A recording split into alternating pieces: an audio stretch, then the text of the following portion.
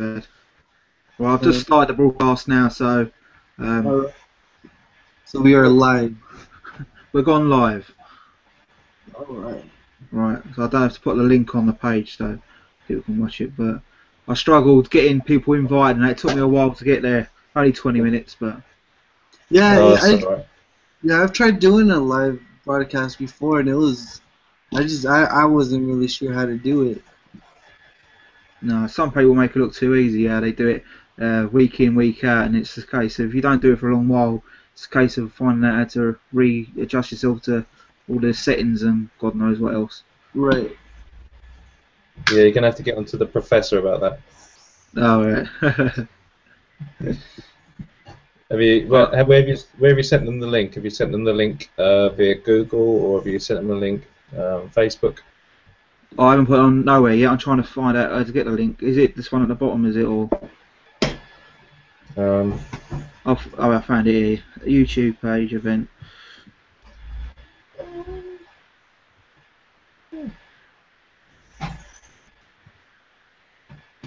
I know Ray. I think Ray's watching. I thought Ray might be joining us, so Yeah. I thought a few people will hopefully go join us as well, but just trying to figure out how to do this. So what have you guys been watching recently? Not much. No, same here. I attempted to watch the film Double with Jesse Eisenberg. Oh right, yeah. It was just like I wasn't thinking it was gonna be so weird, and so I didn't even get to finish it. Just I don't know. I lost interest halfway through. Have you both seen it? Oh, sorry. Oh no, yeah. Last night I finally rewatched Drive because I personally didn't like Drive the first time I saw it, and then last night after I watched it for the second time, I liked it a lot more. But it's still like I didn't really understand why people love it so much. I mean, I don't know, but people have like a love for that film, and I liked it. I just I didn't love it. I mean, it's one of my favourite films. Yeah. I think it's hard to say. It's like it's very atmospheric. It's kind of a film that I suppose the words "je ne sais quoi" or whatever. You don't quite know why you love it so much, but you love it for as. It just you make a connection with it, and that's why you. Right. That's a sort of. Yeah. The first time I saw it, I didn't care for it at all for some reason, but last night I really liked it. But yeah, I mean I can tell like there's just like this the gorgeous shots, the cinematography was just brilliant. I definitely appreciate the film for that. The cinematography and everything. Yeah. I don't know. I think I gotta watch it a couple more times. I know that the same thing happened with V for Vendetta. I did not like that movie the first time, and then second time I saw it, like a year later, ended up loving it. So. I think it's kind of mood as well. It's what mood you're in watching these films. Right. Yeah. Exactly. Like that's what I was telling my roommate. It's like you have to be in a certain mood, or it's whatever kind of mood you're in at the time that you're watching it. That totally depends on if you're gonna love it or not. Well, it's very atmospheric. It's got a great soundtrack. Oh yeah, I loved it. Yeah. I love the silences in it as well. I mean, so you either like that or you don't like that. Right. And it's kind of like I love the shift in tone that the film has. You think it's going one way when you first watch it, and then it ramps up the violence later on in the movie. Right. And it kind of reminds me of maybe some sort of like a modern day version of like a Sam Peckinpah Western man. He's kind of like the silent gunslinger type character, or maybe like some sort of like the samurai, modern day samurai guy. It's like. I don't know. So that's the way I'm just trying to think of why I love it so much. Right. Yeah. I mean, I thought it was gorgeous looking, and I loved the tone. I loved it was set in LA, and you definitely see like a different part of Los Angeles, not like Yeah. typical. You know, I loved everything, but for some reason, like it didn't like hit Mm. a chord with me. So I know that it took me a couple times to watch Blade Runner, and I love that film. Like Blade Runner is Yeah. one of my favorite films of all time. So I know Yeah, that I me think too. I love Blade Runner. yeah, I think eventually Drive will definitely be one of those films that will just creep up on me and just like, why didn't I love this before? You know, it was just yeah. Yeah. Welcome, Hi, Scott. Scott. Hi, that took a while. Sorry, I Yeah. only just got the info. It's my technology skills. I'm afraid I'm not very good. I'll put my hands up Oh, and. no, it's cool.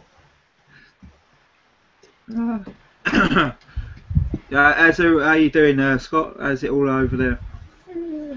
It's hot and humid today. I got the fan blowing right on me. Dino, who you got with you there? My daughter. Say hello. Hi, again, I'll show him. She been to She's going school? to bed now. Yeah.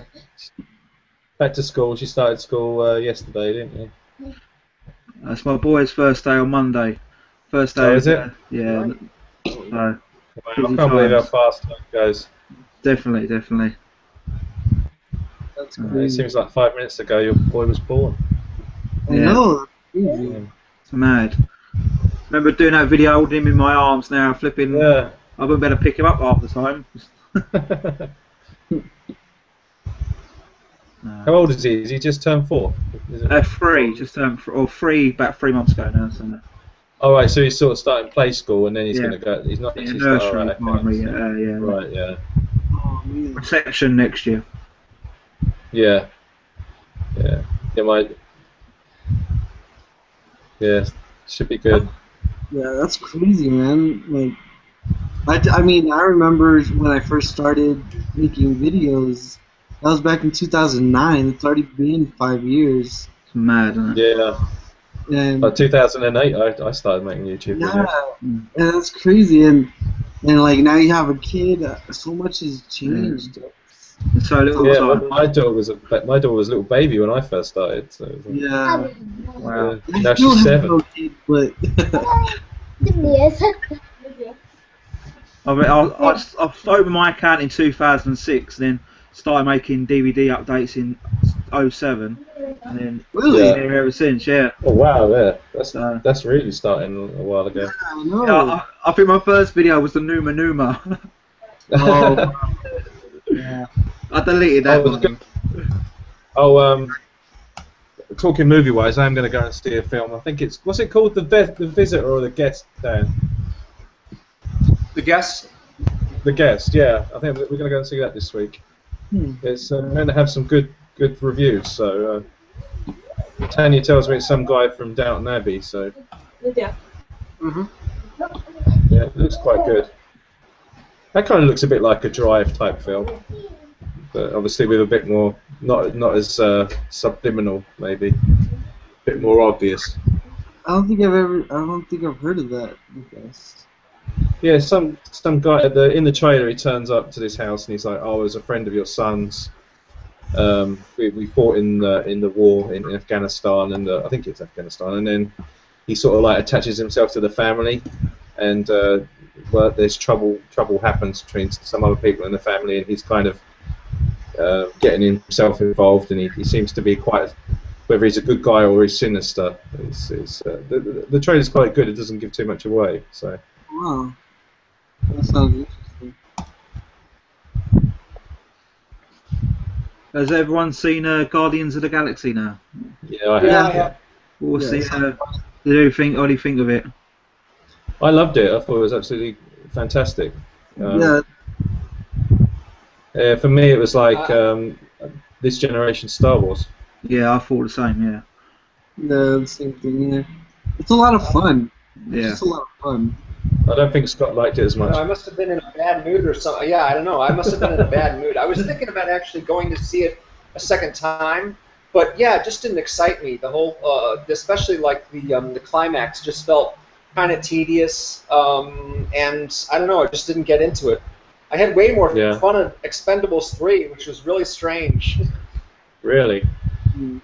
Wow. Yeah, I mean, I wasn't Must have expecting been that a to be bad a terrific movie or anything like that. But it's like, I don't know. It's like Stallone's talking with Schwarzenegger, all right, and then he goes outside and immediately runs into Harrison Ford and talks with him, and I just got pumped all of a sudden, you know, and the whole ending, the big climax where Mel Gibson's got a whole army chasing after all the guys trying to kill him, and it's just, I don't know. It was big, it was loud, it was a little stupid, but it was lots of fun. I don't know why I like that movie so much, and some of these other ones that are better, I just didn't get into as much. I didn't see Guardians a second time, but I don't know. I just didn't get into it. I don't know why. Well, Well, what I liked about it was just I liked how like I didn't need to know the characters that well before I went in to see it. I didn't know anything about them, and then I pretty much got to watch the film and understood who they were, what they were about. I thought the only slight disappointment was the villain, but that's always Marvel's not great with villains anyway. I do a Loki, that's about it really, and the Winter Soldier, but then he's not really what I'd call a villain. yeah. Yeah, it was the other guy who was the villain, really, Yeah. in that movie. No spoilers. Won't Yeah, say. exactly. What did I mean, you think of the they've film? got sorry, they've got great villains in X-Men, but that's Fox, so it Right. doesn't really count. Without trying to spoil it, what did you think of the famous clip at the end after the credits? I was like, I waited for that. Yeah. I was like, okay, fair enough. There's a lot of people going, "Who's that? Who is it?" I was like, Yeah. "Oh my god!" I just remember the film. Oh, I used knew to who like it the film. was. Yeah. It seems like It the just- mid-credit scene tend to be a lot more relevant to like the whole Yeah. story, and the end credits scene, whatever it is, just is like there's really nothing to it. You know, Yeah. Thor 2 was like that, and Iron Man 3 was like that, and kind of the Winter Soldier kind of was relevant. But if there's a mid-credit scene, it actually has a much there's a lot more interest in the storyline there. Yeah. I think they started that really with Avengers, didn't they? Because before it used to be like I know the Winter Soldier is relevant, but well, they can kind of neatly divide the credits now. I mean, if you've got all the credits at the end of the movie instead of the beginning, see, Guardians of the Galaxy didn't have it had credits in the beginning, whereas ordinarily they'll save them for once the movie is over. Yeah. So you have those credits with all the cast and the director and everything like that, and then it stops for that mid-credit scene, and then you have the big scroll at the end that goes on for 10 minutes. So they kind of can fit a mid-credit scene in there kind of neatly, but they didn't do that with Guardians because all the credits were front. So you really you didn't love the opening, did you? You must have loved the opening of that movie when he went in to get the orb. That was an absolutely fantastic. The music is. I like the music. That's for sure. You know, I mean, and I wasn't going in there going, man, this isn't going to be good. I was expecting it to be fun because I really like James Gunn's other movies. He did Slither, and so I was thinking that this would be a lot of fun. And there was stuff that I liked about it. But again, it was just like one of those endings that just seems so much like the Avengers and Thor 2 and Captain America 2, where it's like they got to stop some villain from wiping out a huge number of people, and they all kind of look the same after a while. I mean, the setting is different, the characters are different, but it's just like, okay, when's this going to be over with? I mean, there wasn't anything surprising about it. James Bond had to do that though, didn't he, in all of his films for quite a while? Stop some major villain wiping the world out. Yeah, I guess so. Except in Skyfall. Yeah, I know. That's what I mean. That's kind of like it was kind of a nice shift in tone with Skyfall. It was more of a revenge flick kind of thing. Sure, yeah. Although there were funny parallels with Home Alone in that movie. Right. Where he's setting up all the traps. I think there was actually a YouTube video put up where they put the Home Alone music over the top of when they're setting all the traps in the house in Skyfall. If you look hard enough, you can find parallels in a lot of unrelated movies. It's like, it's true. It's like there's a certain kind of structure to a movie that's all about sort of good guys versus bad guys. The big confrontation at the end, and you've got the traps and everything like that. Yeah, sure. I mean, it's easy to make that connection. Yeah. Well, what did you think of X-Men? I mean, did you enjoy that more? What would you say was the best superhero film this year? Me? Yeah. Well, I actually just made up a little list here of the ones that I liked, and really, the two big movies that I liked were Edge of Tomorrow and Dawn of the Planet of the Apes. Those are the ones I like the best. Really. Fantastic, I don't really think either of those are comic book movies. Although, actually, Edge of Tomorrow is based on a manga, on a Aside from that, mostly I enjoyed smaller movies. All You Need Is Kill. All You Need Is Kill. Right, yeah. The one I probably liked best was Boyhood. There was a movie with Guy Pearce called The Rover, I think, that was made in Australia. Yeah. And there's a movie with Jesse Eisenberg called Night Moves. And Chris Evans actually starred in a Korean film called Snowpiercer, which is about this futuristic train that travels all over the planet. That was pretty cool, too.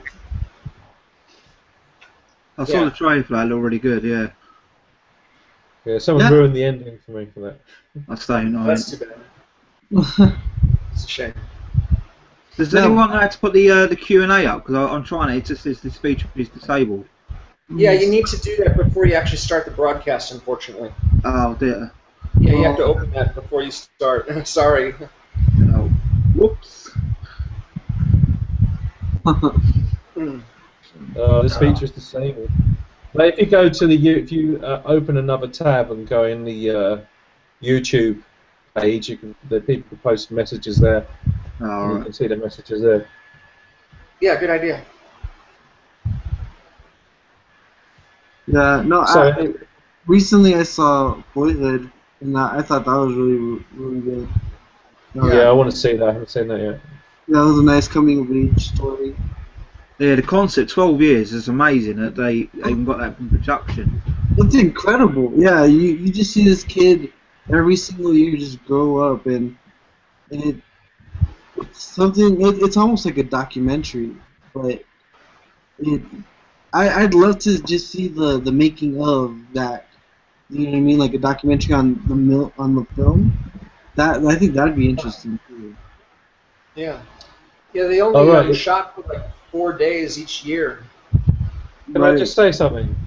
Yeah. There is a thing called group chat, and you can join that on Google Plus. It says Shakes the Foes, join group chat, and you've got like a little comment section here in the bottom of the right here, so you can like chat that way. It's on the left. It's called chat.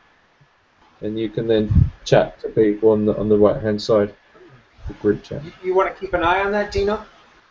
Yeah. People are asking. Yeah, I ain't got a clue what I'm doing, so lucky if someone else does. Cool. I don't think we've got any viewers. I've got one viewer, haven't we? So. Yeah. What are the other movies you guys like this summer? Oh, I like quite a few. I was actually surprised how many films I liked this year. I didn't expect it to be a very good year. Yeah, I love The Winter Soldier. I thought that was really good. Yeah. I really liked. I loved X-Men: Days of Future Past. Yeah, I love that film.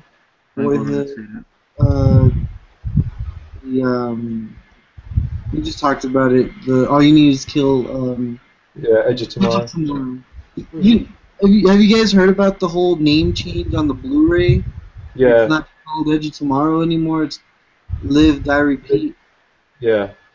It's still. I think it's still called Edge of Tomorrow, but they've just put the Live, Die, Repeat on huge words on the front of the. Yeah. Well, now it's called Live, Die, Repeat: Edge of Tomorrow. Oh right. Yeah, I have no idea why. And they just kept screwing up that. I thought All You Need Is Kill is a pretty good title. I don't know why they had to change it. Some people probably would have been offended. I don't know. No, maybe. I think it's a bit, and also it's a bit ambiguous, that title. I suppose you know, Hollywood, they like everything spelled out, you know, plainly to the viewers. Right. Yeah. It's like I remember when Shawshank came out originally, and they wondered why it didn't do well at the cinema, and I think even Tim Robbins suggested that maybe the title, The Shawshank Redemption, was a bit too confusing, and maybe that was the reason it didn't do very well. Right. But when you think about it now, Edge of Tomorrow is pretty generic, and it sounds like a James Bond film, you know? yeah. Who would do the theme song? Right? Edge of Tomorrow. Right? Yeah, that's exactly. Yeah, we should do it. Yeah. I'll write it. I'll have it for next time. See, in a gold suit with the credits at the start. Yeah.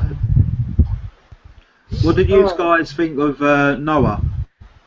I Oh, didn't see that. No. I've got it today, so I haven't got around to watching it yet. But I saw two one of films. yeah. I saw two films on the flight back from Russia.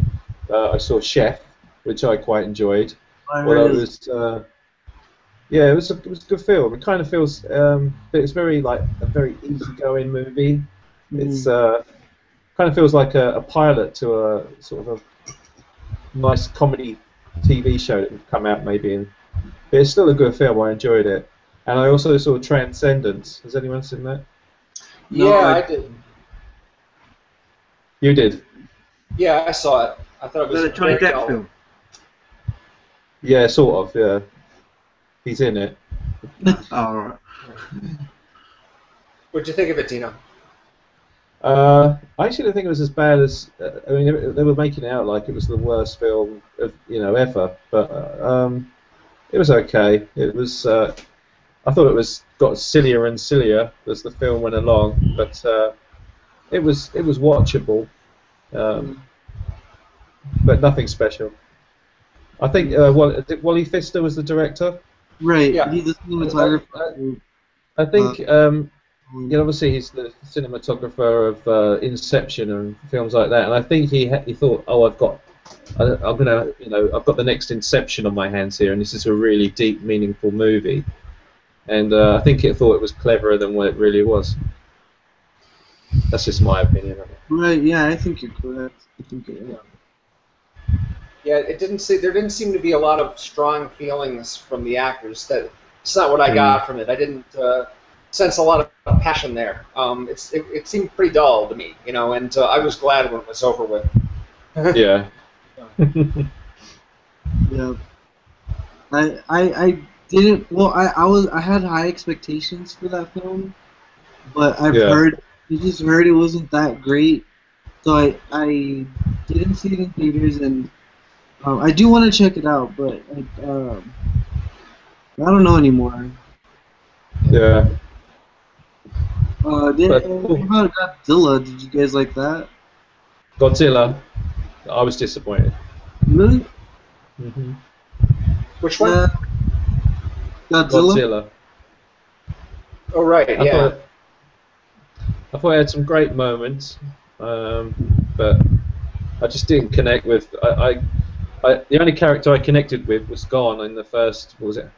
40 minutes. Oh, yeah. Yeah. Bryan Cranston. And then I really didn't have any connection with the human characters.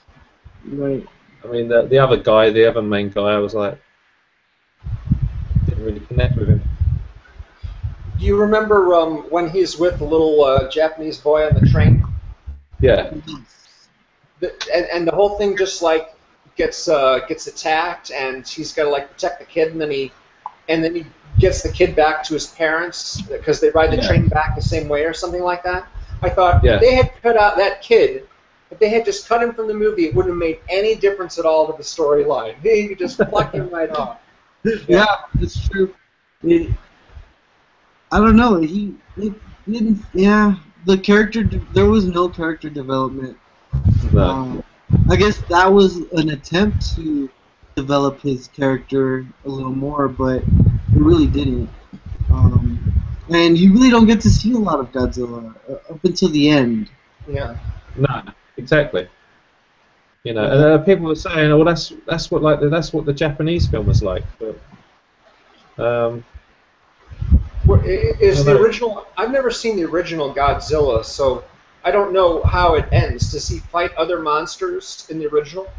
I can't remember the first one. I don't know. Yeah. I was just thinking, yeah, that with Godzilla. I know he only turns up at the end. Yeah. Yeah. It's more about like the build up of Godzilla coming, and right. It's more about the human characters and everything. I think most Godzilla fans say the first one's not the best one anyway. Right, but I mean, it's like this is like they're starting over. It's like a new sort of Godzilla reboot, and to have him fighting other creatures in there kind of reminded me of with the Batman movies, the way they'll cram in more than one villain because they can only make a movie like every 3 years or so because it just takes so long.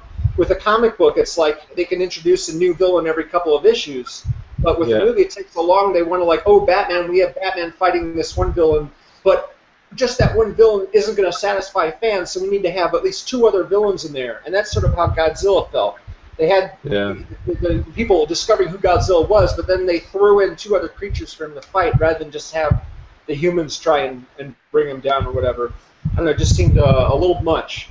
Like they were doing trying to do too much. Yeah, I mean, I still preferred it more than the... I can't even remember who directed that one, the 90s one. Yeah, definitely. I still preferred it to that. Yeah. Roland Emmerich, yeah, of course. Mr. Disaster. Yeah. The effects were outstanding. I'll say that for, I mean, it had great effects, as far as the characters, the creatures.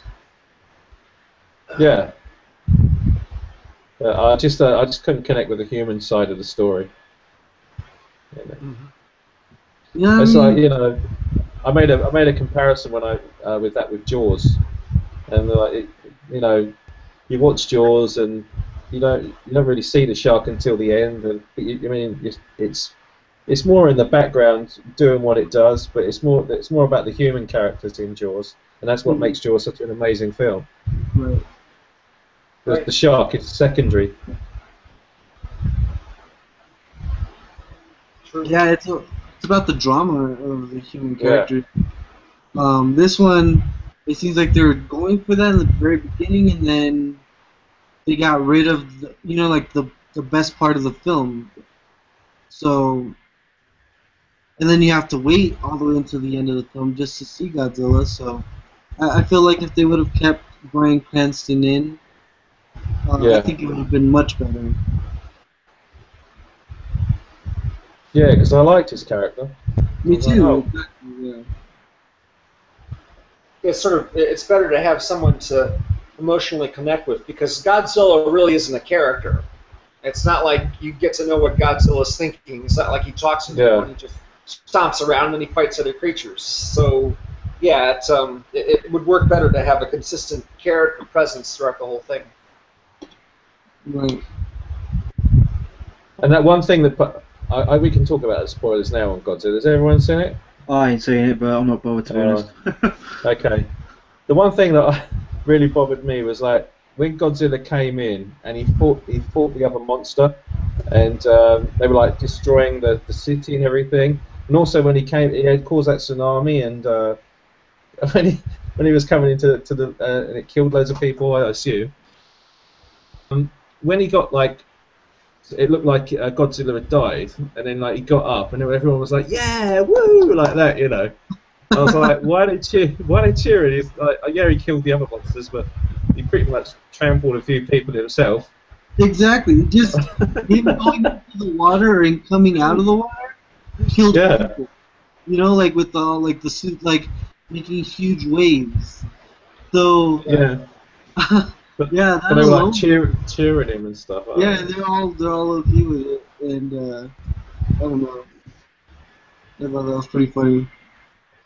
The second movie should be a sporting event. That way, people would have a reason to cheer.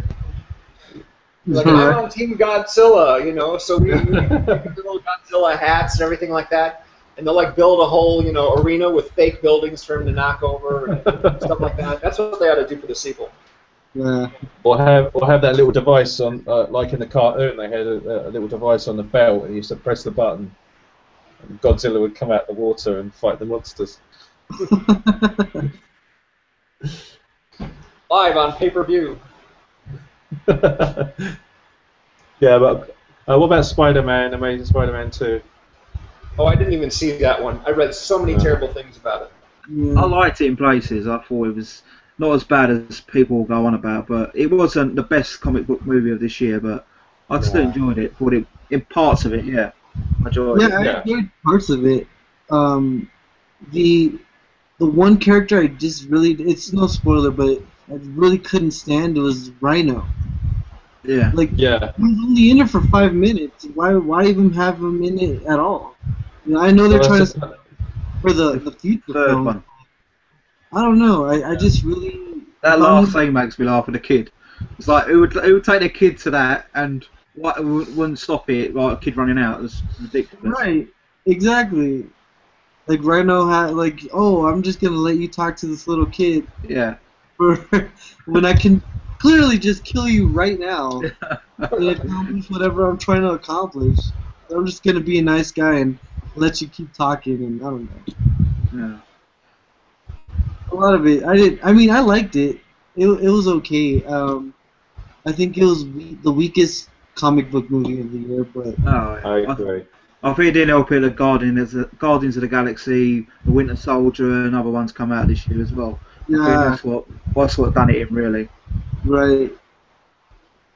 No, but I haven't even bought it. Like, I usually buy like the big releases, like that first day that it comes out. I haven't even bothered. Yeah, I haven't even bothered getting Spider-Man 2 yet. Yeah, I got on day of release and watched it because my boy's into Spider-Man as well. He's into everything comic book, so Nice. it helps me as well. Yeah. What did you think of Electro in it? Oh, I didn't really think that was a very well developed character. No. He was kind of, he wasn't given a chance. It's not really Jamie Foxx's fault. It was kind of like, okay, this is what he's like, a nerd. He's become Electro. Okay, let's put him away for a good third of the movie now. He's going to disappear for a third of the movie, so we have this huge love story go on, and then we'll just bring him back at the end. Right. And I really didn't get what his motive was.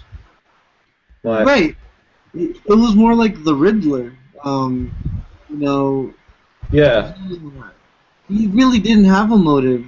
All he did was he wasn't nice to me or something like that. I'm gonna go after him. You know, I mean, I don't know. That was pretty weak. Also. He took his limelight, didn't he?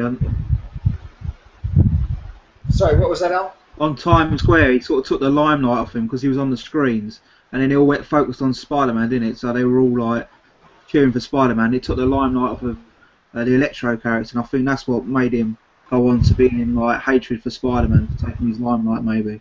Right. What was Electro doing? Sorry? What was Electro doing that he wanted attention?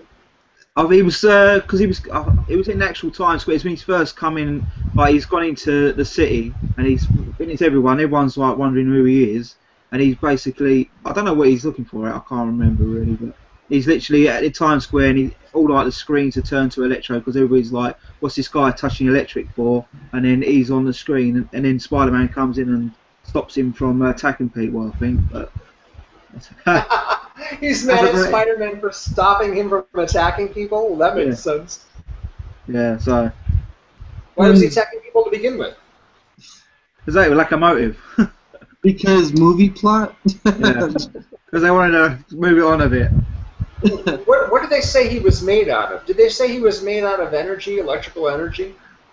He was he got electrocuted, then he Right, fell into a tank of water, got electrocuted by eels, and then got electrocuted again. So surprisingly, didn't explode, but it was comic book gold, really, wasn't it?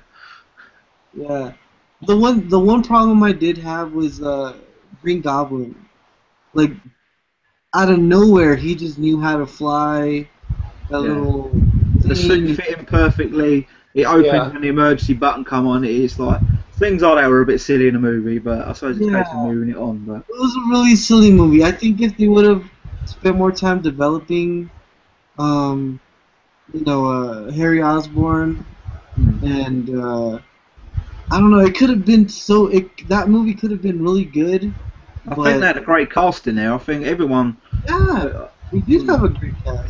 So Yeah, I don't know. I think they just didn't give enough time to the characters. rushing it. They didn't write it very well, that's for sure. What I read about it is that they actually had Shailene Woodley playing Mary Jane Watson, and then they cut all of her scenes out because they decided they wouldn't want her a character in the movie. That just goes to show you they didn't actually write a script before they started. They're just like, oh, let's have this guy, and this guy, and her, and then we'll just like see where it goes without actually planning ahead. Yeah, I mean, they basically took all the good parts of Spider-Man stories and just stuck them together. Right. Yeah, no, it was a mess. I think I have better expectations for the third one. Hopefully, they'll do better, but they really just need to focus on one thing instead of trying to jumble like 4 different plot lines into one movie. Yeah, that would be helpful. Yeah. What are you guys looking forward to seeing before the rest of the year, before the end of the year? To be honest with you, because everything's been so upside down for me, I'm not actually sure that's coming out for them, Steve. Yeah. No. Well, are you guys fans of the Hunger Games movies? Because they got another one. Definitely going to go and see that. I still need to see the second one. I love the second one. I thought it was fantastic. I like the first one. I recently watched them finally, and the second one's a lot better than the first one. Yeah, it is. I agree with that. I recently watched them and I loved them, so I'm looking forward to seeing that. But there is one coming out. It's like a little movie, but it's The Drop with Tom Hardy and Soprano. Gandolfini. Yeah, Gandolfini. Yeah. I saw the trailer for that ages ago. I'm not sure even sure when it's coming in the UK. Oh wow! So I'm looking forward to that because I really like gangster films and I love James Gandolfini and Tom Hardy. I think they're so and it's probably going to be the last time we ever see James Gandolfini. So yeah, I'm guessing that was the last movie that he finished before he died. Right. So I am looking forward to seeing that for sure. The two that I'm most excited about are Paul Thomas Anderson's new movie and David Fincher's new movie, Gone Girl. Those are like. I was going to say Gone Girl, yeah. Yeah. The Affleck film. Yeah, exactly. That does look really good. And don't forget Interstellar. Yeah, Interstellar. Yeah. That looks awesome. Of course, yeah, Interstellar. Maybe it might be cheesy good, but Dracula Untold. Okay. I like Luke Evans actually. I think he's pretty good. So I do want him. I do want this to be a better movie than I didn't watch I, Frankenstein, but I didn't even have to watch it to know that was going to be terrible. So as long as it's better than that, I think that'll be good. I get the feeling that I already saw Frankenstein. It was called Van Helsing. Right. Yeah. That movie looked just like Van Helsing. Yeah. Yeah. You know, I actually don't mind Van Helsing. I'm one of them. I must be the only one that actually doesn't mind that film. We all have our guilty pleasures. That is one of my guilty pleasures.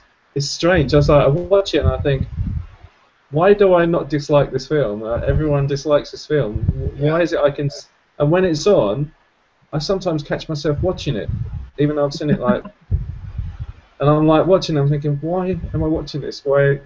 I don't know. I know it's terrible, but I'm kind of enjoying it a little bit. Yeah. I do draw the line now. I don't. There are certain films that I really do dislike that are terrible.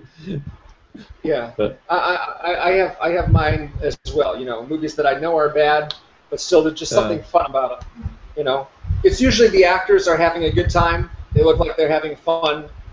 You know, with whatever they're doing, and so that helps.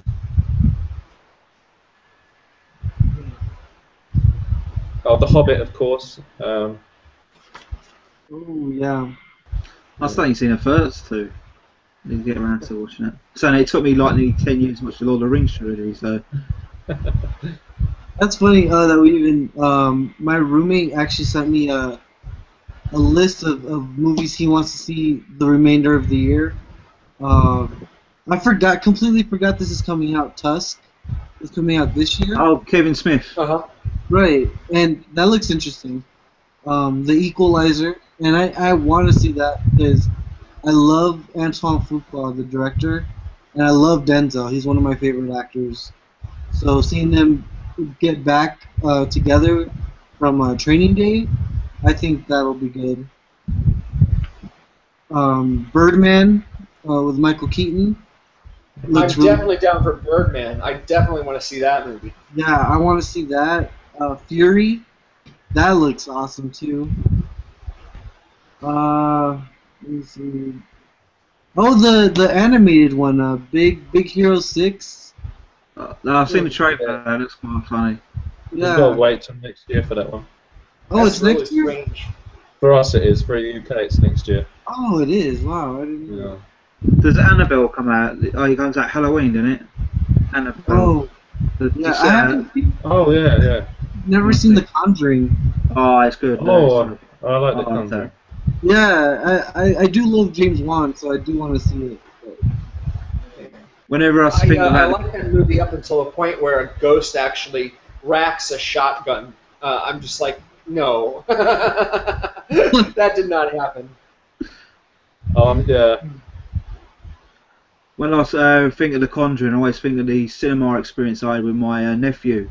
It was a scene, you know, the scene where he's like they're going up to the house, and I think like a bird flies into him or into the window. That's quite near the end of the film, and he had his popcorn in his hand, and that scene he just jumped, and all his popcorn went on the person in front of him, and the bloke turned around like jumped. It was just comical watching that bit. So every time I see that bit there, I think of the cinema, and then just jumping everyone like that. And at the end, he was like, "I'm so sorry, I threw my popcorn." And he goes, "Don't worry, mate. That's the worst scare I had in the film." Oh man.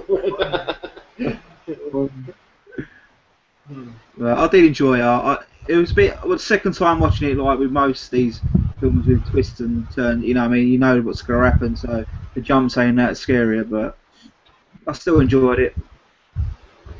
I liked it on a character level. I really like the horror bit doesn't really. I'm not really into horror anyway. Right. But the characters for me are what I liked the most about The Conjuring. I really like the chemistry between the I can't remember their names now. The two main characters who were the ghost hunters. Oh, the husband. The husband and wife. I really enjoyed their chemistry. Yeah, there are four really good actors in that movie. I can't remember the name of Lily Taylor's husband, but the other two are Patrick Wilson and Darren Space. Who? The guy from Office Space. Ron Livingston. Yeah. Oh, he's in that. I didn't even know that. Yeah, he's the dad. And Lily Taylor. So right. Ron Livingston. Wow, I can't remember that girl's name. She was in The Departed. Vera Farmiga? Yeah. Yes. Yeah. And Patrick Wilson. Yeah, Patrick Wilson's pretty good. Yeah. It's sad to hear that he left Ant-Man. He dropped out. Yeah. I think that's doomed, that film, Ant-Man. There's so many people leaving it, and but I think this must be saying behind that meets the eye behind the scenes. I think. Yeah. It's got a pretty big director as well. So Edgar Wright dropped out of it as well, didn't he? Yeah. Oh, Ant-Man. Yeah. Yeah. Yeah, that's a big question mark right there. I have no idea what that's going to be like. Yeah, that's gonna be. It's still slated to come out next year, isn't it? Yeah, August. Yeah. Wow, I don't know if they're gonna. I don't know. It seems like they just got started filming, and I don't know if they'll be done by next year. You know, with editing and post production and all. Yeah, it's going to be tight. It's going to be tight. Hopefully they won't cut too many corners. Right. I'm not really invested in Ant-Man because I don't know a lot about him, but you know, with Paul Rudd and Michael Douglas, I figure could be worth it. You know, the director I don't know about, but the actors, you know, usually pretty decent. Right. Well, you never know with the director. Like the Russo brothers used to do a bunch of comedy TV shows and all that, and they turned out one of the best Marvel movies. Yeah, they killed it with Winter Soldier. Yeah. That's a terrific movie, one of the best I've seen this year. Yeah, exactly. So I have a little bit of hope for Ant-Man, but not gonna hold my breath. Yeah, well, nothing will be as exciting to me as the Avengers 2 next year. Especially with James Spader as the villain. Right. Well, Ant-Man director is Peyton Reed, and I'll read off the stellar movies that he's done already. Down with Love, Bring It On. Right? Yes, Man, that was good. Yeah, The Breakup. Oh, what a hilarious comedy that was. Yeah, it's not looking good. Yeah, he doesn't inspire confidence, I'm afraid. He doesn't. No, but man. you know, who knows? Like, he could complete surprises. I hope he does. I really do. I think with Marvel, they've got a lot of control, and that might have been the reason. Yeah, that's when true. Edgar Wright pulled out. So. They obviously wanted more control that they were willing to give Edgar Wright. That's for sure. Yeah. That's weird because with James Gunn, it seems like they gave him a lot of freedom to do Guardians of the Galaxy. Yeah. I'm looking forward to seeing. It's not like we can find out for ourselves how much was Marvel's influence and how much was the director's influence on Guardians of the Galaxy. I mean, he did manage to cast a couple of his favorite actors in it, though. Michael Rooker was in a couple of his previous movies, and Nathan Fillion had a little cameo. I didn't even notice him. I was actually going to ask, which one was he? Nathan Fillion. Who? Nathan Fillion. He was one of the guys in the space prison. Oh, was he? Yeah, I thought he was one of the nuts. I saw his name in the credits. Basically, that's how I know he was in it. I didn't recognize him though. Right. He was the main character in Slither, so you know, he and James Gunn obviously got along, and they wanted him to be in that one. Plus, he was in Firefly as well, so you know, Joss Whedon's down with him. Right. Seems strange that they don't want to use him for a major role or something. Yeah, well, I mean, if they put him in a major role, it'll be like one of the hero types, I guess. Yeah. Weren't they talking about having him play like the lead character in one of those video game adaptations? Oh. Nathan Drake, I think. Drake, right? Yeah. That didn't pan out. I haven't heard anything about that movie, so they may not even be making it at this point. It's not like he's hard up for work, though. It's in development. Mark Wahlberg. Yeah. Mark Wahlberg was going to be it for a little while, and everyone was like, no. Yeah. There's nothing wrong with Mark Wahlberg, but you know, he can be a good actor, but he's just not right for the Nathan Drake role. Right. Well, speaking of Mark Wahlberg, I didn't even bother watching Transformers 4. Oh, I haven't seen it either. Yeah, I didn't want to. I was going to because I've waited to review it, but Yeah, I didn't get a chance to see it. So it. I said Count I your probably blessings, would Steve. have like. Count your blessings. Yeah. You know what you can do? You can get the disc and then watch like maybe an hour of it at a time, and in 3 Right. sittings. You know, you don't have to put up with it for straight 3 hours. Jeez. Would you say that was probably one of the worst blockbusters of the year, or? I probably would have if I saw it, but I was smart enough not to go. Yeah. Did you see it? No, I was only stopped at the second one. Fun enough, we watched that today because my boy found the Bumblebee set I had and he wanted to watch that, so we put that on. And even he didn't take much interest in it, so it wasn't not that Stick the entertaining. cartoon on. Yeah, we got the This cartoons is as what it's well. meant So, to be like. yeah, Yeah. but I'm looking forward to It's a bit seeing like the Turtles. Sin City. That's what I want to see. Sin It's a City. bit like. Oh, heard that's not very good. The No. new one. Ninja Turtles. I saw Ninja Turtles. The Ninja Turtles hasn't come here yet. Really? October it comes out. It's been massively delayed. Yeah. Wow. Well, you know what? If you have the lowest expectations possible for that film, that's probably a good thing. Lower them. Yeah, lower them. Yeah. Because it's entertaining, but it's definitely not the Turtles that I grew up with. Right. The Shredder is not very well developed. Yeah. They completely changed a lot of the origin, so Yeah. I don't know. Some of the dynamic of what makes the original great, with the rivalry being Shredder and Splinter, are gone. You know, but I mean, it for what it was, it's okay. The Turtles themselves are awesome. So they're good. They're really funny. They look weird to me though. They don't look like turtles. Yeah, no, they you get used to it, but like I still didn't like their look, but you do get used to it. But the turtles are the best part of the movie. Everything else was just flat for me. It's like Turtles for me. It's like Power Rangers. I'm a '70s kid, so I was already growing up when Turtles came out. So it's like I don't really have that sort of childhood affection for it. But I actually, when I saw the very first Turtles movie, I did enjoy that. I thought it was okay. But the movie, the fact that they changed everything doesn't really bother me. So I'll probably, if I do go and watch it, I might not be too bothered that they've changed a lot. No, I wasn't bothered by it, but I just, I just thought it could have been way better. Yeah. But definitely keep low expectations, and you'll enjoy the movie. I'll give it a chance. Yeah, I had pretty low expectations.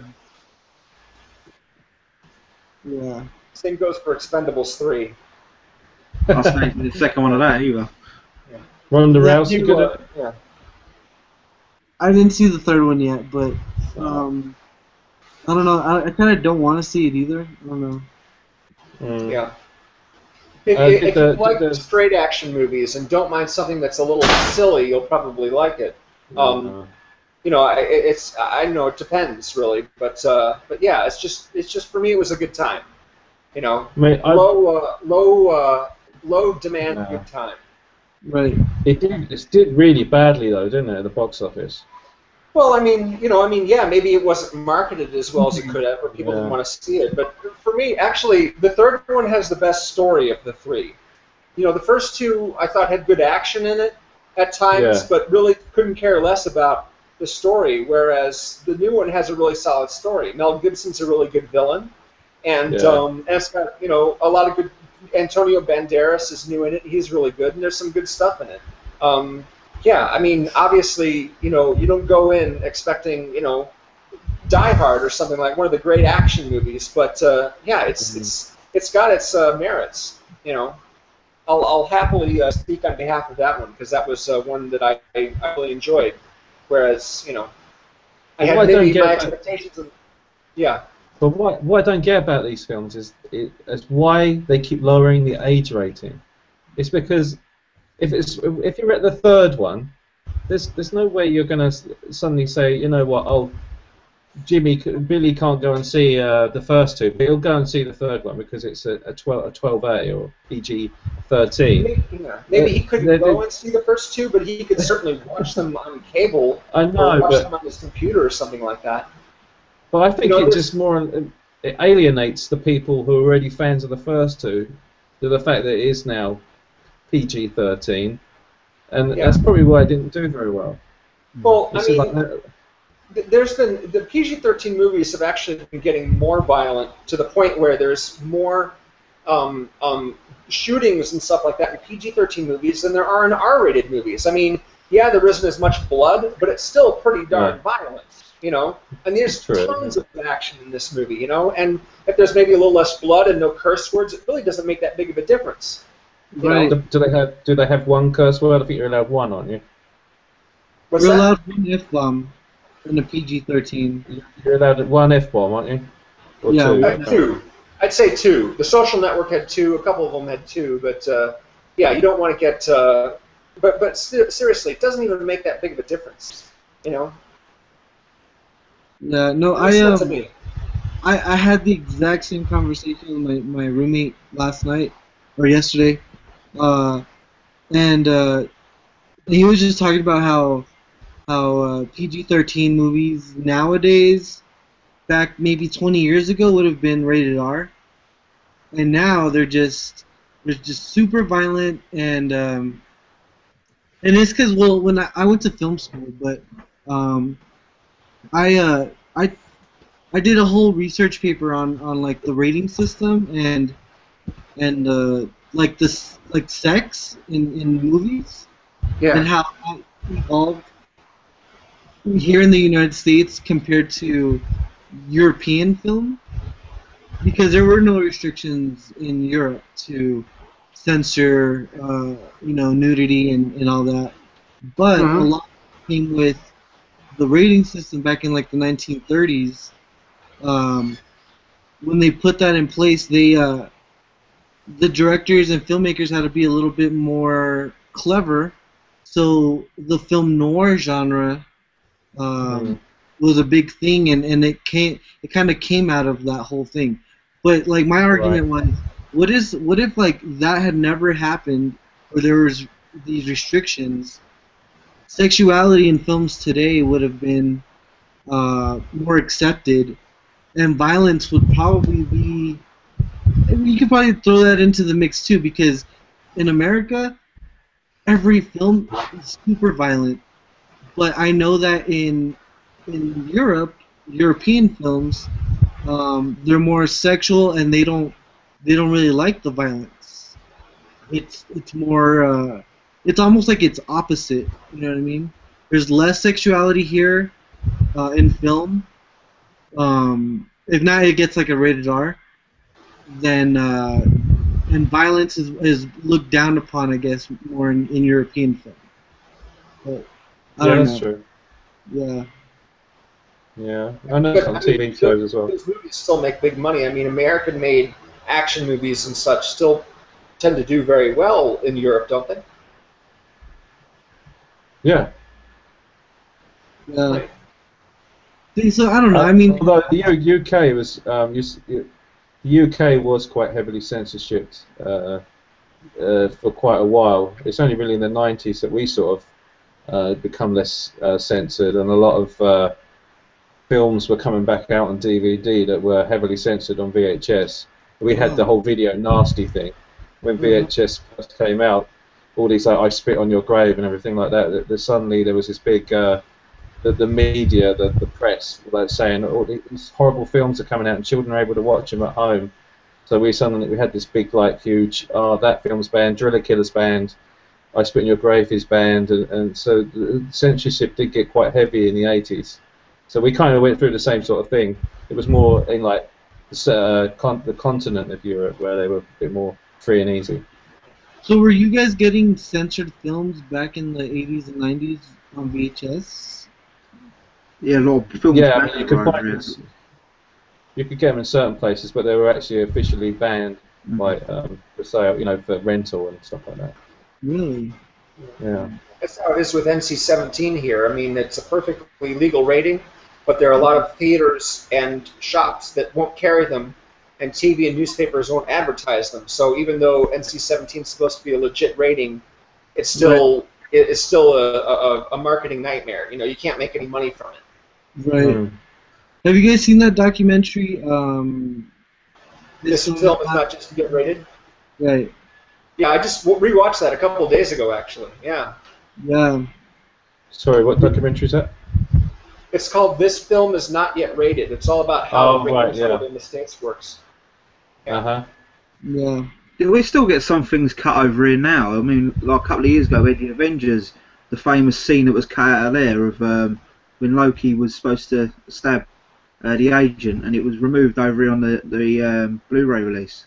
Really? That actually was a mistake. That was a mistake though, because it was shown in the UK cinemas with the thing going through his chest, and then the distributor went and got the German cut, which had cut it out, and then they distributed the German cut of the film over in the UK. So that's why we got that cut from our Blu-ray. Oh, right, there we go then. Wow, I didn't know that. Yeah. My roommate Sorry to hear that. It was that Avengers was pretty close to getting an R rating. Really? Yeah, but because instead of them being human, like, you know, they're like ripping off heads of the aliens and all that. Right. Because they're not human and because they're aliens, that they got away with the PG-13. I'm amazed they got away with PG-13 for the first two Jurassic Park movies. I mean, there are severed limbs in those movies. Yeah. Yeah, that's true. Yeah, the ratings board. What they say in the documentary is the ratings board tends to heavily favor the major studios, and the small independent movies, they get harsher ratings because the people that decide the ratings turn out to be closely associated with the people that own the theater chains. You know, so they're the ones that are really determining what ratings movies get.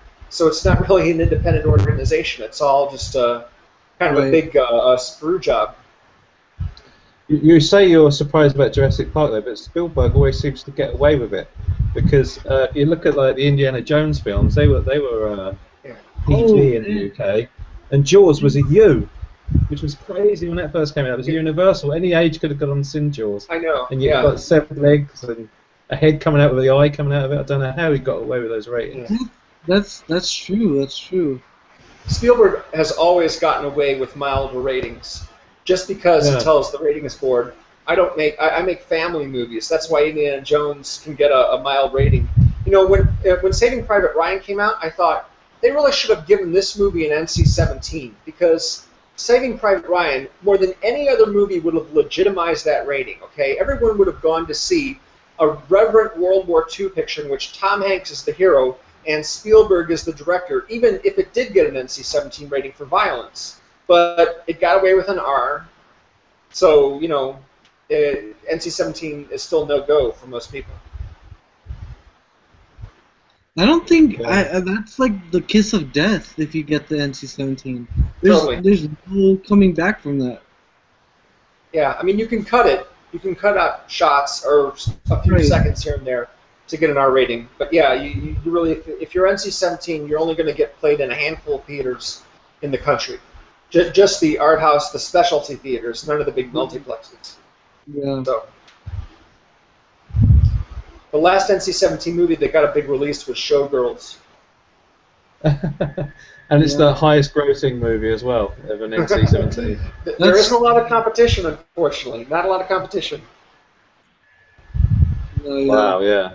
I know Kevin Smith always gets an NC-17, and he always has to fight the MPA to get a rated R. But yeah, I mean, I don't know. I kind of don't. Then again, if the whole rating thing never happened, I don't think we would have ever gotten like an explosion of cinema in like the late '60s and '70s with like Bonnie and Clyde and you know, because that restriction was on there, so like that censorship was there. So when they finally lifted it, these films were like they exploded, like the Valley of the Dolls, the Searchers, Bonnie and Clyde and The Godfather and Dog Day Afternoon. All these films were being made. Midnight Cowboy. So I think because of the rating, we got that magnificent era of like the golden age, or like the age of like the reality, you know, cinema. Yeah. Yeah, no, I agree. And even since then, leading up to today, there are just all kinds of movies that are made now that wouldn't have passed the Hays Code or whatever the local censors are, unless they had a sort of an all-encompassing rating system. So yeah, it has helped, but it still has its limitations. Yeah, that's true.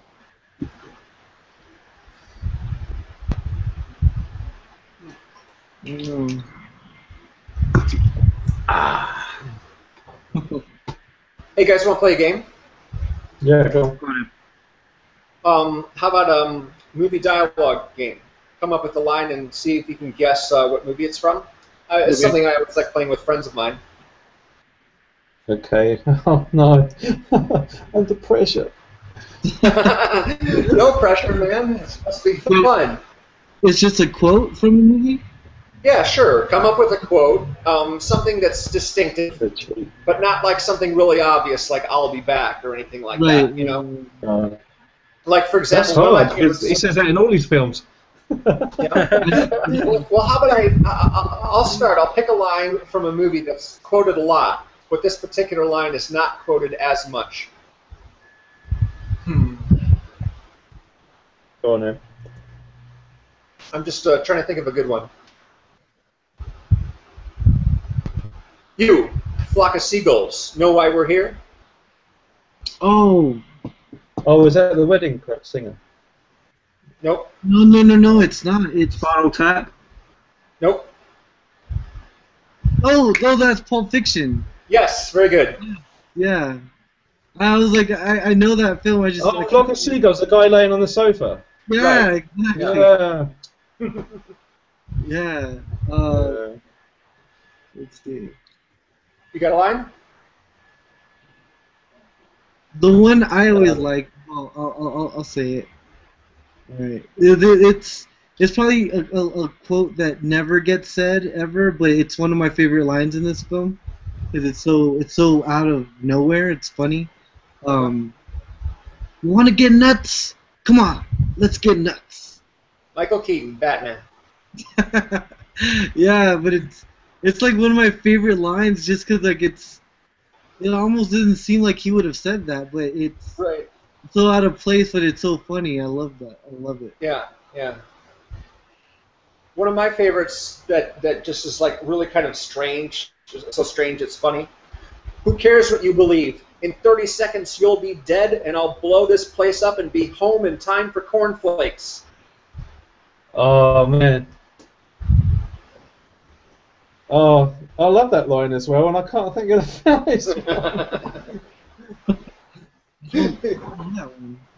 I've even quoted that. I've even said that myself. In home in time for cornflakes. Oh man.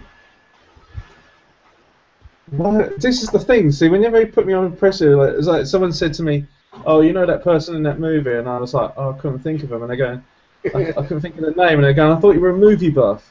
And I was like, when you put me under pressure, I can never think of anything. Yeah. All right, I give. I blank all the time too. I'm in the middle of a review and I'm like, oh, what's the name of that actor? I can't even remember. Yeah. So where's that from? It's one of Ronnie Cox's lines from the original Total Recall. He's threatening Schwarzenegger at the end of the movie. That's it. Yeah. Yeah, it's Cohagen or whatever his name is, isn't it? Right. Yeah, I went to see that with a friend of mine, and he said that, and we just like burst out laughing. We were like, "What the heck? What did he say?" That's it. Al, you got a good movie quote? It's hard to think on the top of my head. Let's have a look, see behind me. I think this is going to be an easy one. Where we're going, we don't need roads. Oh, Back to the Future. Back to the Future. Yeah. I told you I can't feel the top of my head. Well. Oh, here we go. You probably know this one. It's easy. No Ticket. Dogma. No. I'm thinking I'm saying it. He just says it. If it's He not says Dogma, no ticket. then it's He says Indiana no Jones ticket, and the and Last then everyone Crusade. holds their tickets up. Indiana Jones and the Last Crusade, then. That's it. Yeah. See, Kevin Smith was quoting that movie in Dogma, so that was the first one I thought of. Oh, right. Yeah. No, I've gone. So I've done one. Okay, I got another one. At which time I will be gone and you will be dead. Well, that definitely sounds like a Christopher Walken. Nope, Christopher Walken. You said it like him. I know.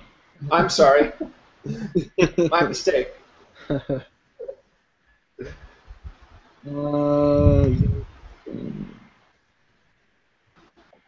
don't know. I don't know that one. Want a hint? Sure. Yeah, go on. Magic School.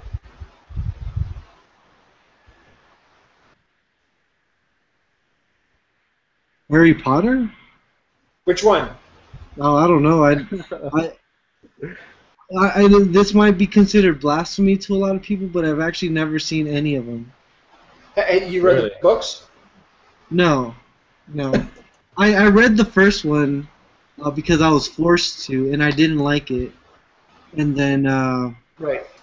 I just I don't know what it was. I was not interested in watching the Harry Potter films. Yeah. Yeah, I had a little trouble getting into the movies because it just seemed like there was so much that only a person who read the books would appreciate. So I actually, after I finished the movies, I read all the books within like 3 months and really enjoyed them. Oh wow. Yeah. Anyway, that line was from my favorite Harry Potter movie, Order of the Phoenix, and it's one of Voldemort's lines. Wow. I think he confronts, Dumbledore confronts him. He's just like, it was a mistake for you to come here, Harry, or what's the guy's name, Tom Riddle. He says, the Auroras will be here soon enough, and Voldemort goes, at which time I will be gone and you will be dead. And then they have their big showdown. It's a really exciting scene. I've got one. Uh-huh. I got one. Yeah, I got one for you, quickly. It's a deal, it's a steal. It's a deal, it's a steal. It's a salad of the fucking century. Ooh, I don't know that. I've heard it. Lock, Stock? Yeah. Oh, very good.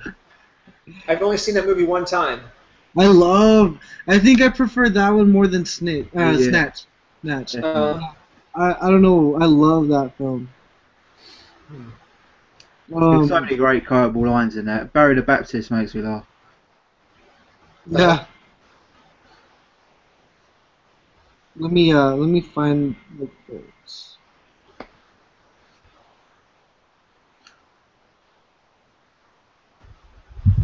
Where is my super suit? Oh, that's the Incredible. the Incredibles, yeah. Yes. Yeah. Yes. Also, Samuel Jackson.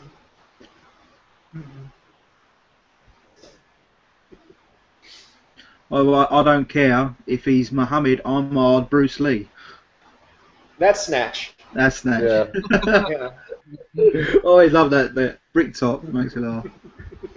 Yeah. I remember that talk about parodies earlier. They done Star Wars meets Snatch. I can't remember they actually titled it Snatch Wars. Darth And like Vader. that. Oh, that was just so funny. With Bricktop as Darth Vader.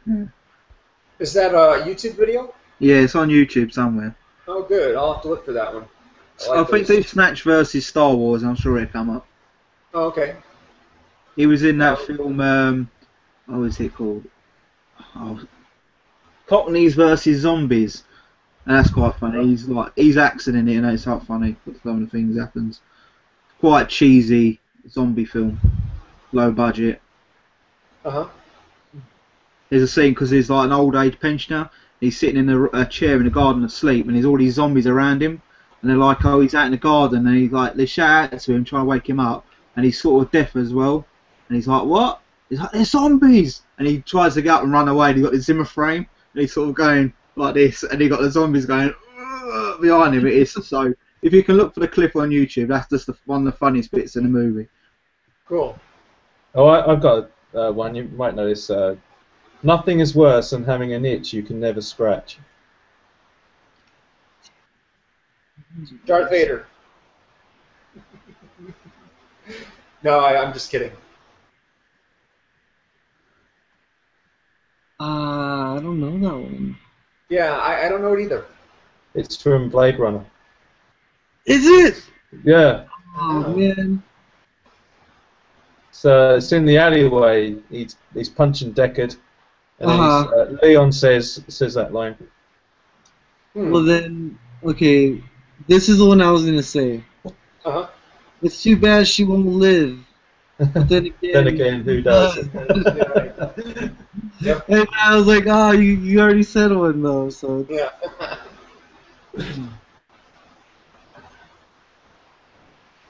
What's the other one? Well, this one's pretty easy. What we do in life echoes in eternity. At my signal, unleash hell. Yeah. It's one of my favorite films of all time. I love that film. You find yourself alone, riding through green fields with the sun on your face. Do not be troubled, for you are in Elysium and you're already dead. Yeah. You're quite. You know the quotes there, Scott. You got them. Yeah. Right? Yeah. Well, my head's full of them. Yeah. I don't know them all. If you give me a line from Anchorman, you could probably stump me because I haven't seen that movie all that much. But yeah, I know a few of them here and there. Oh. Where did you get that suit from? The toilet store. That's one of my favorite. That's one of my favorite lines from Anchorman. Oh man, that's great. It's like he was trying to think. My wife always quotes it. It's like the worst put down you could. When someone gives you like a really bad comeback, I love him. He's hilarious. Rick is the best. What else? I got one.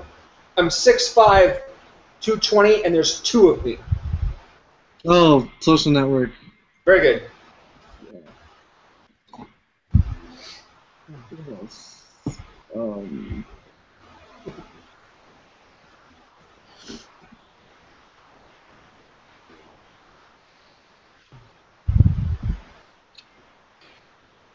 I'm doing the same thing, Al. I'm checking my collection just like you are. Yeah. Looking for another one to pick. It's funny. There's this one where it's not even really a quote. It's just I've always found it kind of funny, and it's in a really like dramatic part of the film.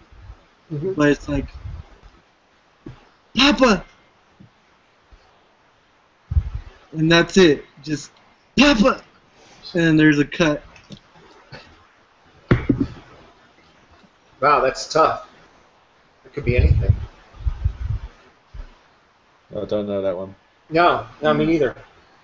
The Godfather Part 1, where Fredo, he gets shot. Vito gets shot, and Yeah, he's like, Papa! and then they recreated it in, Analyze This. Oh, it was Analyze This, yeah. Yeah, and I always thought it was kind of a little bit funny. Like, where Fredo's like, Papa! I don't know. Well, I knew what you meant in the end. Yeah. I might get this one wrong, but when he goes, well, alright. What's that? Oh, Well, alright. oh, that's Dazed and Confused. Yeah. Oh.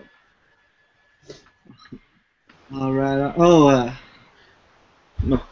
they stay the Okay. same age. Oh wait, I keep getting older, and they stay the same age. Same age. Yep.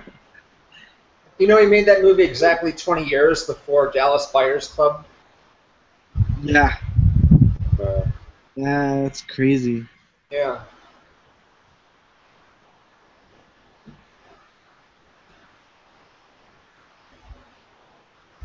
Listen, Buster, you endanger the lives of my children, and you didn't do it for anything as noble as the people.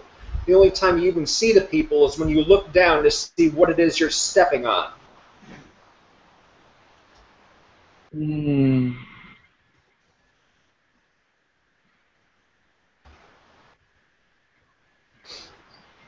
I don't know that one.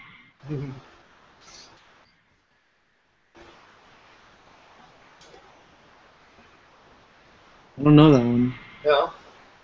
Guys? No idea? No. No. That's Bruce Willis's wife talking to the obnoxious reporter in Die Hard 2. Oh. Here's a funny one. Here's another funny one. If for some reason all the funny ones in serious films always stick out of my mind. But she had a great shit.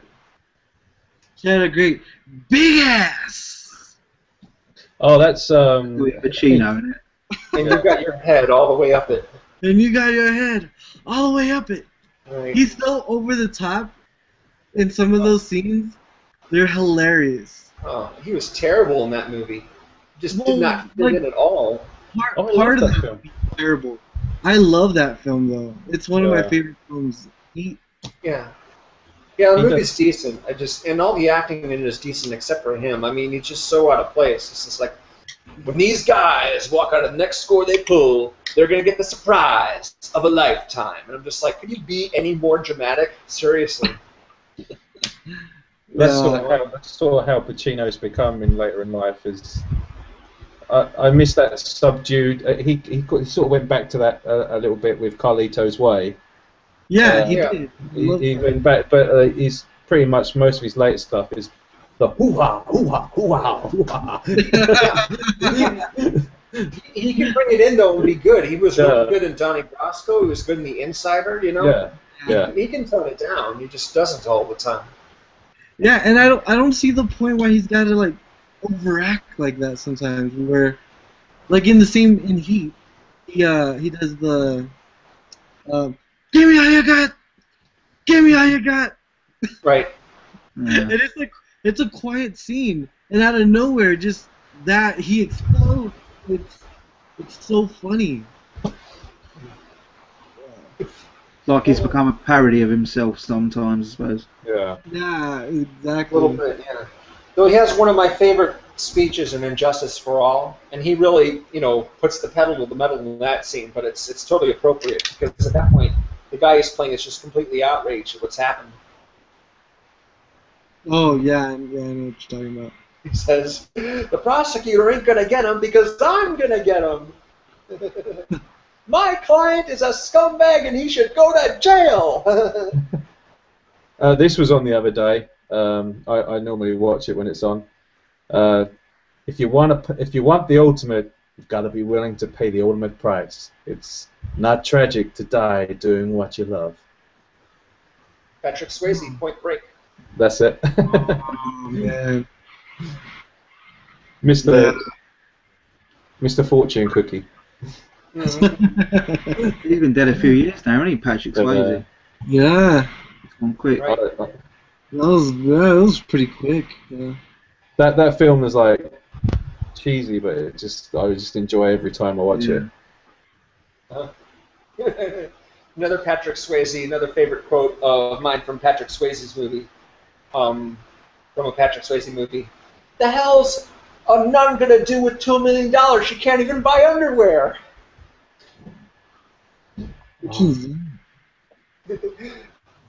He's not the one that says it in the movie, though. It's somebody else.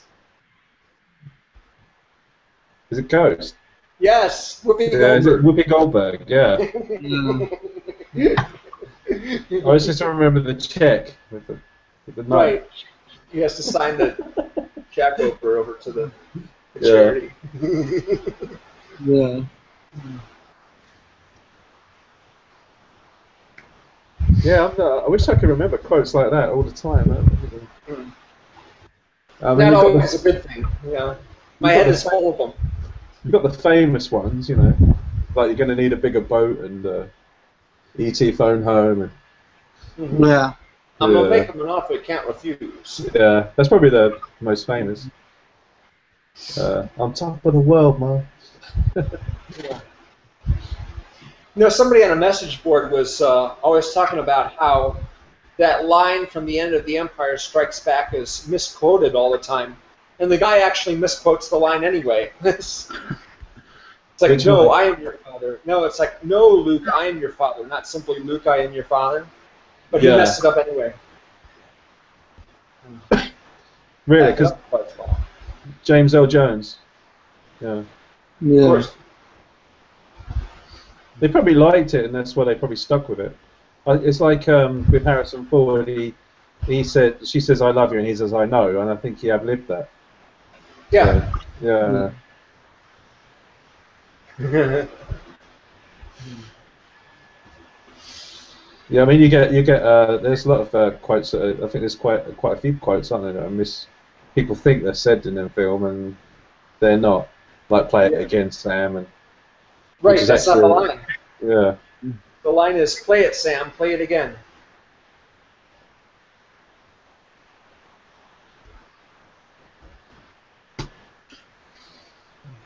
Right, well, I'm gonna have to make a move now, I'm afraid.